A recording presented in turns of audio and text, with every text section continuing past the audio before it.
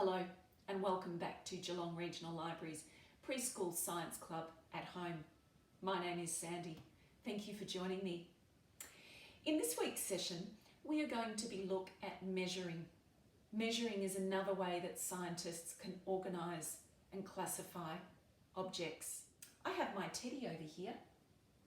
This is Teddy. Wave hello, Teddy. I wonder how I can measure Teddy. Let's give it a go. I'm going to lie my Teddy flat down on the ground, and I am going to look for something in my discovery box that I could use to measure my Teddy with. Maybe I could use a pencil. You might have a pencil in your discovery box. Let me see how many pencils long my Teddy is. Here we go. Here's one pencil, two pencils, and a little bit more of a pencil. So in pencil lengths, that's how long my Teddy is. Maybe I could use something else. What about a chopstick? Let's try measuring Teddy with a chopstick. Here we are. There's one chopstick length for Teddy, but we need some more, don't we? We need not quite another chopstick length. That's different to the pencil, isn't it?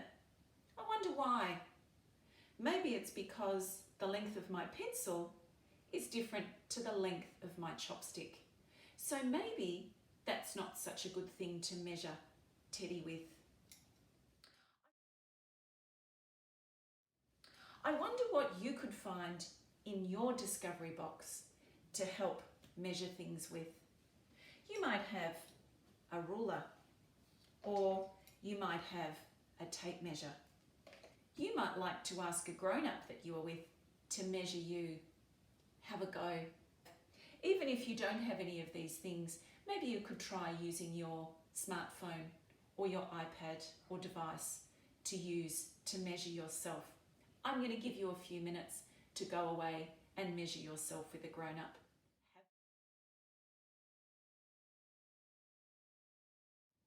For this next activity, you will need your discovery box again. We are going to find 5 things from the discovery box and put them in order from shortest to longest. Let's see how I go.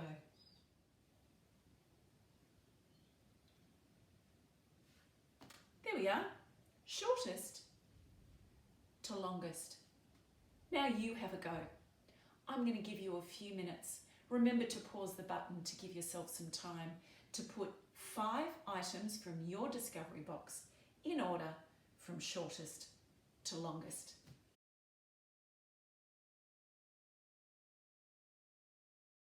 In this next session, we are going to look at measuring weight.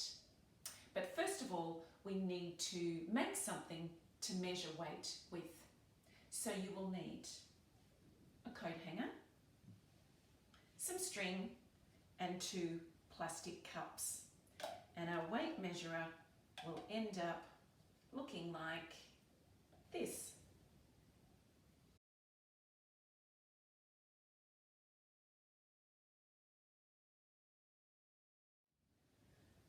How did you go? Did you make your weight balance? Does it look something like this? We're going to use it in a moment.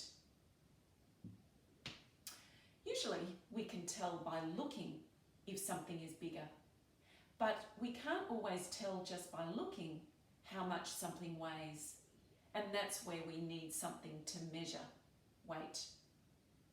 Scientists always like to guess what they think is going to happen before they try it. That's making a prediction. So if I were to choose 2 things from my discovery box, a texter and a cork, I wonder if you can guess which one you think will weigh more than the other. Will it be the cork or will it be the texter? Let's use our weight balance to test it out. I'm going to hold up my weight balance with my fingers at the top, just lightly. I want my cups to be roughly the same level. Then I am going to put one of my items, the cork, into one of the cups. Can you see how one side has gone down compared to the other side?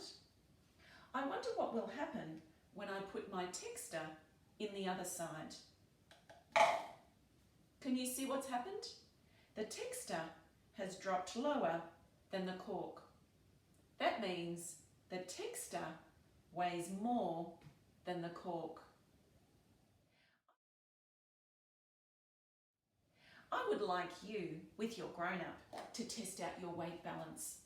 Try some of the things in your discovery box to see what weighs more than the other. Try guessing, try making some predictions. Have fun. I'll see you soon for the next session of Preschool Science Club at Home.